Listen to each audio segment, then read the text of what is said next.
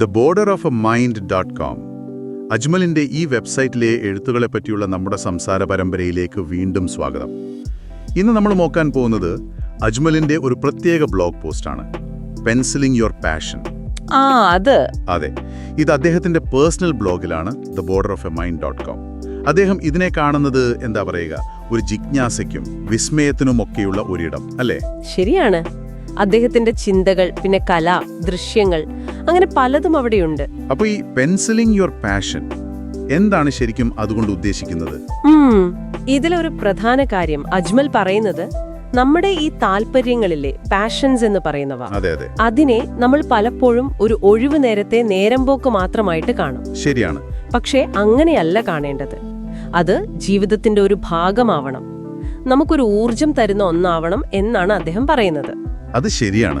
കാരണം പലപ്പോഴും ഈ ജോലി, മറ്റുത്തരവാദിത്തങ്ങൾ, ഇതിന്റെയൊക്കെ ഇടയിൽപ്പെട്ട് നമുക്ക് ശരിക്കും ഒരു സന്തോഷം, ഒരു ഉണർവ് തരുന്ന കാര്യങ്ങൾ നമ്മളങ്ങ് മാറ്റിവെക്കും. അതെ. അപ്പോ അതൊരു അജ്മൽ പറയുന്ന പോലെ ഒരുതരം വിരസതയിലേക്ക് നയിക്കില്ലേ? തീർച്ചയായും.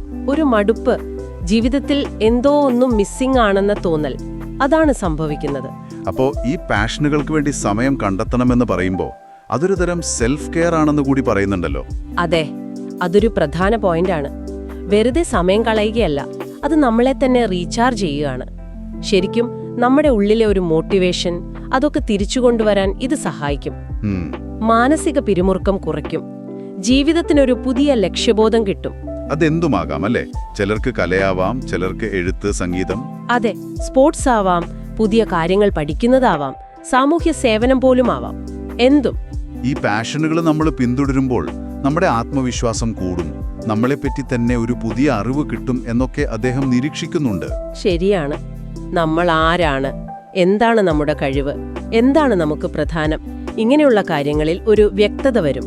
ഈ പോസ്റ്റിന്റെ അവസാനം അദ്ദേഹം പറയുന്നുണ്ട്, ഇത് ബോർഡർ ഓഫ് എ മൈൻഡ് എന്ന സംരംഭം അദ്ദേഹത്തിന് എത്രത്തോളം പ്രധാനപ്പെട്ടതാണെന്ന്, അല്ലേ? പറയുന്നുണ്ട്. അതിൽ അദ്ദേഹം തന്റെ ആത്മാവ് തന്നെ നൽകിയിരിക്കുന്നു എന്ന്. അത് നമുക്ക് ആ ബ്ലോഗിലെ കലയിലും എഴുത്തിലും ഒക്കെ കാണാനും പറ്റും, ആ ഒരു ഡെഡിക്കേഷൻ. ശരിക്കും ആ പാഷൻ അവിടെ കാണാം. അതെ. അപ്പൊ ഇതിലെ പ്രധാന ആശയം ഒന്നുകൂടി ഓർത്താൽ, ഈ ഇഷ്ടങ്ങളെ, ഈ പാഷനുകളെ വെറുമൊരു പെൻസിൽ മാർക്ക് പോലെ മൂലയ്ക്ക് വയ്ക്കരുത്.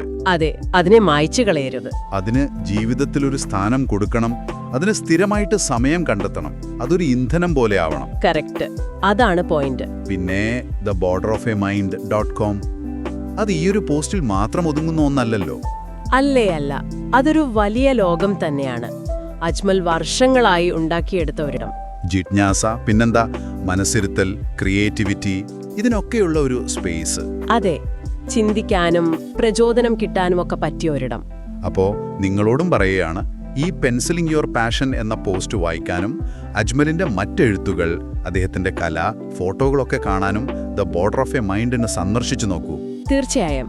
അദ്ദേഹത്തിന്റെ ചിന്തകളിൽ നിന്ന് പ്രചോദനം ഉൾക്കൊണ്ട് ചെയ്ത ചില പോഡ്കാസ്റ്റുകളും ഒരുപക്ഷെ നിങ്ങൾക്ക് അവിടെ കാണാൻ കഴിഞ്ഞേക്കും.